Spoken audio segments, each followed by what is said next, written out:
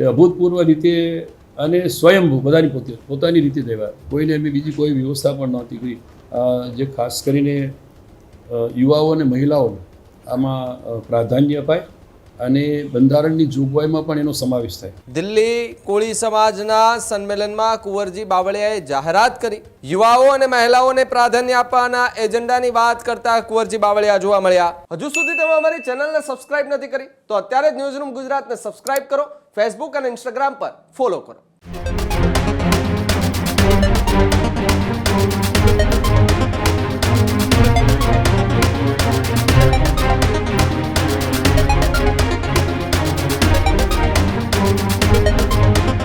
અને સમાચારોમાં આગળ વાત કરીએ તો સમાચાર કોળી સમાજના મહાસંમેલનને લઈને સામે આવી રહ્યા છે. 2 અધિવેશન દિલ્હી ખાતે યોજાવાની જે ચર્ચાઓ હતી તે બધાની વચ્ચે કુંવરજી બાવળિયાએ દિલ્હીમાં રાષ્ટ્રીય અધિવેશન બોલાવ્યું.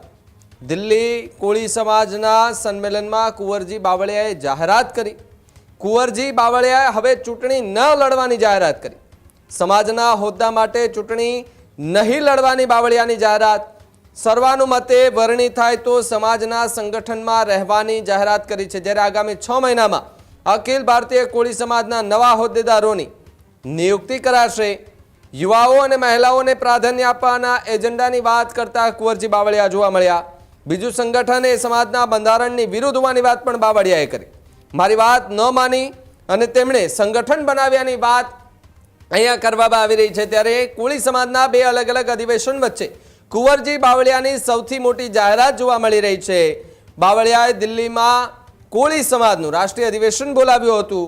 દિલ્હીમાં કોળી સમાજના સંમેલનમાં કુંવરજી બાવળિયાએ ચૂંટણી ન લડવાની જાહેરાત કરતા હાલ તો રાજકીય ગરમાવો તેજ થતો પણ જોવા મળી રહ્યો છે. એ ખુશી અંગેના ખુશીના સંમેલનો હતા.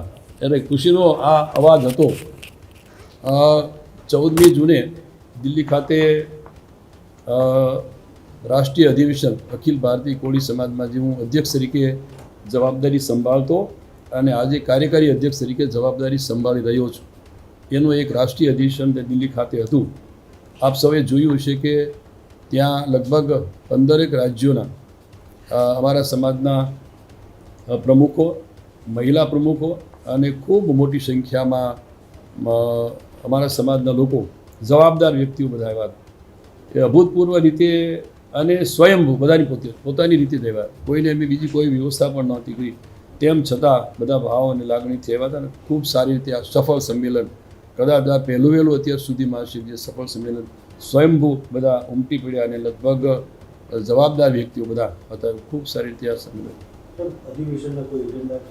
હા, એજન્ડા મુખ્ય એજન્ડામાં જે ખાસ કરીને યુવાઓ અને મહિલાઓને આમાં પ્રાધાન્ય અપાય અને બંધારણની જોગવાઈમાં પણ એનો સમાવેશ થાય.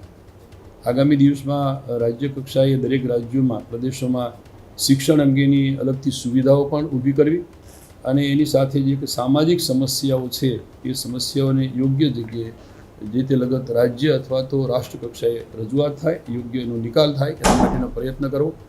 અને આગામી દિવસમાં આ 3 મહિનાની અંદર જે અખિલ ભારતીય કોળી સમાજનું આ સંગઠન અમારું છે એની અંદર 3 મહિનામાં સભ્ય જે કાયમી સભ્યો તરીકેની છે ઉપરાંતના નવા જોડાય એ માટેનું એક પોર્ટલ ને ઓનલાઈન વ્યવસ્થા ઊભી કરવી અને 6 મહિનામાં આગામી 6 મહિનામાં આ રાષ્ટ્રીય અધિવેશનના માધ્યમથી ઠરાવ કરીને નવું એટલે કાં તો ચૂંટણી અથવા તો સિલેક્શન થાય અને ત્યાં સુધી હું આ જવાબદારી કાર્યકારી અધ્યક્ષ તરીકે સંભાળવાનો એવી એક ત્યાં સર્વાનુમતે ઠરાવ પણ થઈ જશે.